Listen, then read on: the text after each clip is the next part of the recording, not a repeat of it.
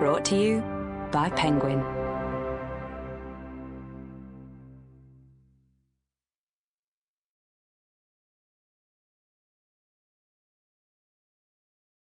Rama the Steadfast by Valmiki. Read by Sid Sagar. Introduction. Listeners are warned that elements of the plot are discussed in this introduction. For necessary background information, see the note to the listener. Rama, the hero who became God. Ever since about the 12th century AD, the warrior prince Rama has been widely recognized and revered in India as God.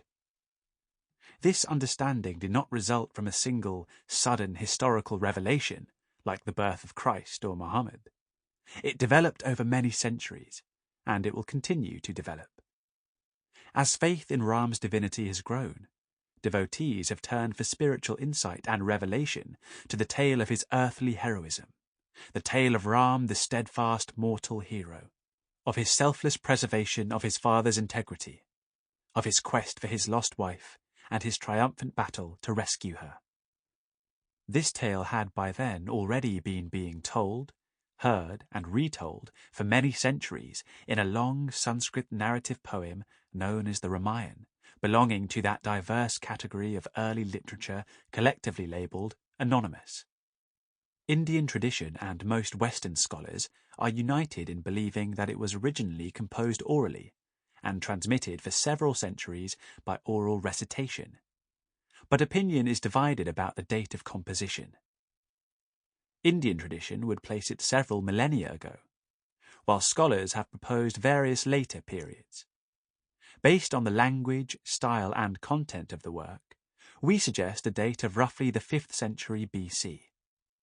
The Mahabharata, an even longer Sanskrit narrative poem, probably originated at much the same time. It is the earliest levels of the story that have been translated in this book. That is to say, those passages which can be identified as the work of the original author as augmented by his immediate successors. These passages, detailed in the note on the text translated, which have been identified by careful evaluation of the linguistic evidence, together represent the first stage of development of the tale.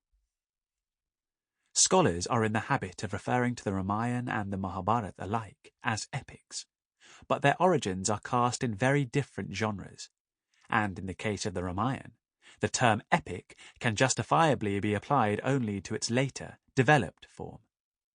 The story lying at its heart would, in Western literary terms, best be classified as a heroic romance, for it is the personal story of the prince, a lone figure, supported in his adventures only by a younger brother who functions merely as his squire or confidant, and the outcome affects only himself and the individuals he encounters. No wider or national interests are involved.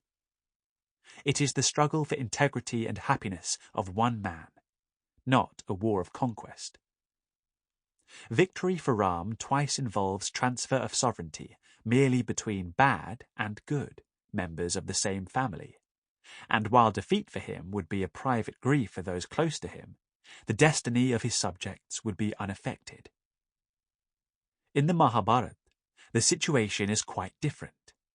That text chronicles a bitter struggle for sovereignty between two groups of cousins, with the fate of several kingdoms depending on the outcome, and explores the issue of how far it is permissible for the heroes to compromise their integrity in pursuit of their legitimate claim and still remain fit to rule.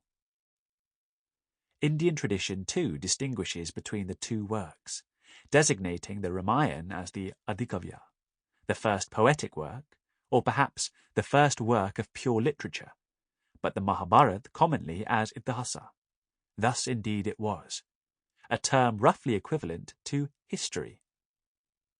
It is the practice in many households for a copy of Rama's story to be kept in an honoured place, while presence of a Mahabharata text is regarded as unlucky. From these early origins, there developed the more lengthy versions represented by their critical editions, so that the Ramayana, with almost 20,000 verses, and the Mahabharata... Sample complete. Ready to continue?